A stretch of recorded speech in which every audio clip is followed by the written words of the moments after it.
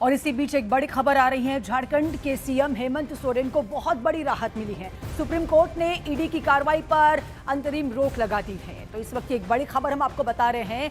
हेमंत सोरेन को लेकर हुई ये बड़ी खबर है। झारखंड के मुख्यमंत्री हैं और इसी बीच हम आपको बता दें कि सुप्रीम कोर्ट ने ईडी की कार्रवाई पर अब अंतरिम रोक लगा दी है।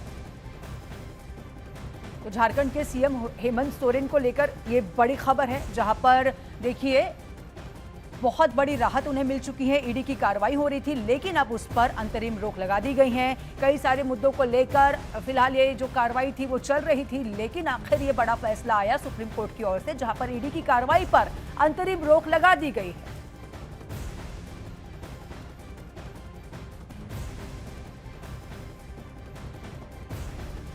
और इसी खबर को लेकर शंकर आनंद हमारे सहयोगी फोन लाइन के जरिए हमारे साथ जुड़ चुके हैं। शंकर आनंद, बहुत बड़ी खबर है। सीएम हेमंत सोरेन से जुड़ी हुई एक खबर है और जिस तरह से ईडी की कार्रवाई हो रही थी, लेकिन सुप्रीम कोर्ट की ओर से अब ईडी की कार्रवाई पर अंतरिम रोक जो है वो लगा दी गई है। क्या अपडेट है? निश्चित तौर पर देखिए सुरभि, जिस तरह से आज सुप्रीम कोर्ट के द्वारा एक बड़ा फैसला लेते हुए जिस तरह से फिलहाल हेमंत सोरेन से जुड़े मामले में एक बड़ी राहत हेमंत सोरेन को दिया गया है और उससे जुड़े हुए मामले में अभी फिलहाल अंतरिम रोक लगा दिया गया है और एक तरह से कह सकते हैं हेमंत सोरेन को सुप्रीम कोर्ट से एक बड़ी राहत मिली है।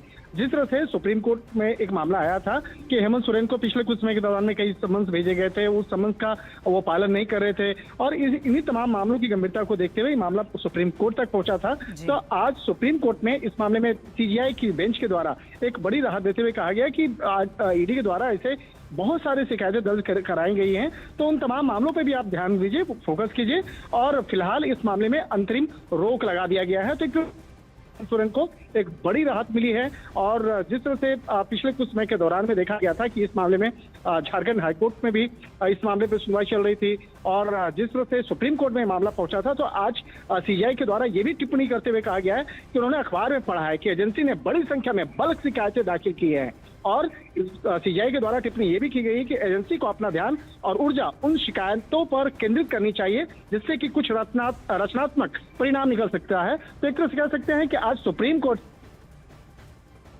जी शंकर, बहुत बहुत शुक्रिया आपका तमाम जानकारी के लिए।